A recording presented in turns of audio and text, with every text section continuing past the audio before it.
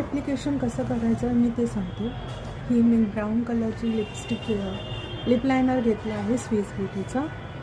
So तुम्हाला हे जो 2 टोक दिसतं आहे इथे तुम्हाला असं व्ही काढायचं आहे. ठीक आहे, असं. आणि खाली हे असं.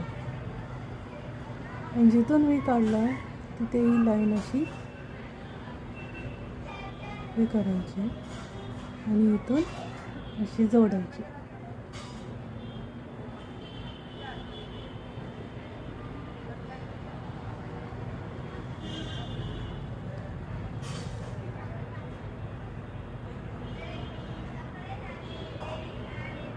किती छान असा शेप आला आहे,